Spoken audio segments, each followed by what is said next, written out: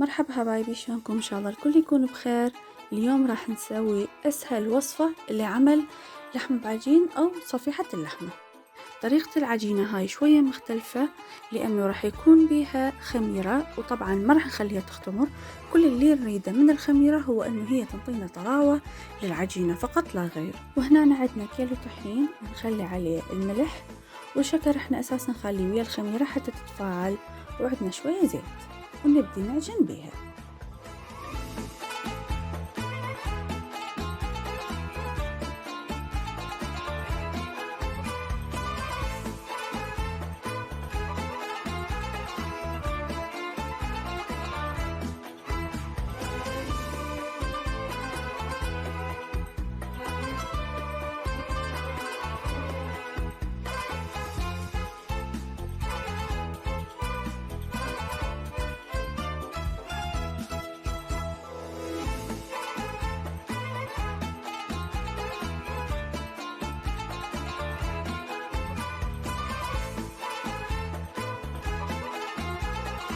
وهسه بعد ما خلصنا عجن راح نخلي العجينة ترتاح، نزيتها ونغطيها ونخليها تقريبا 5 دقائق ترتاح، ما راح ننتظرها تختمر أبدا.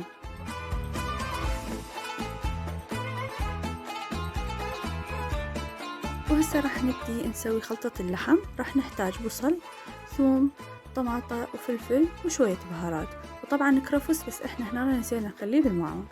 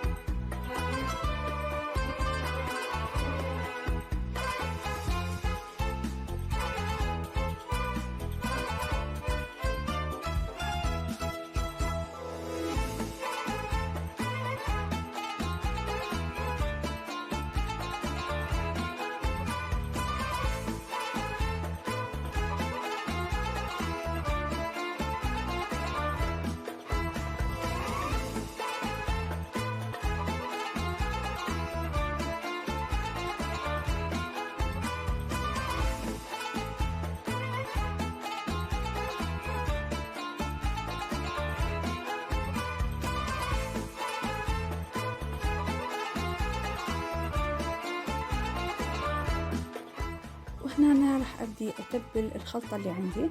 راح أحتاج خاشوقتين أو ملعقتين كوب معجون، وراح أحتاج دبس رمان، وراح أحتاج حامض.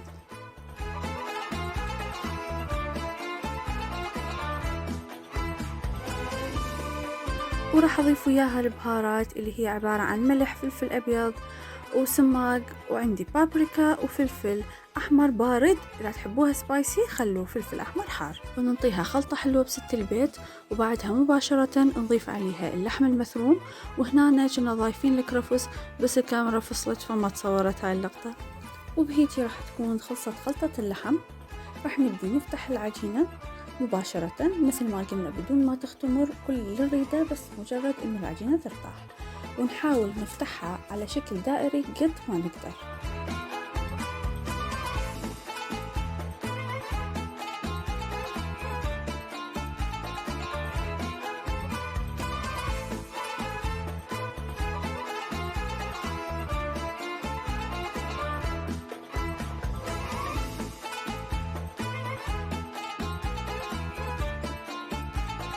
ومثل ما عودناكم كل مرة، كل شي استخدمناه بالوصفة راح تلقوه بصندوق الوصف، فلا تنسون تشيكون عليه بعد ما تكملون مشاهدة الفيديو.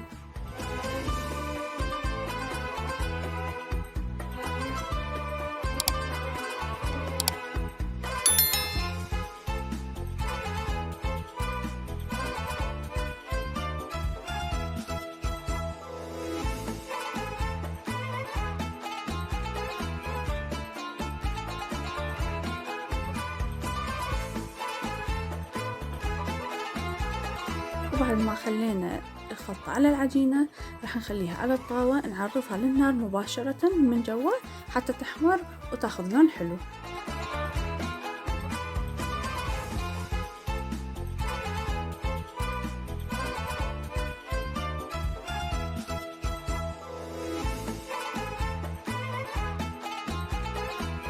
وبعدها راح ندخلها الفرن على درجة حرارة 200، والنار راح تكون عليها من فوق ومن جوا، وما راح تاخذ من عندنا أكثر من 10 دقائق حسب كل فرن.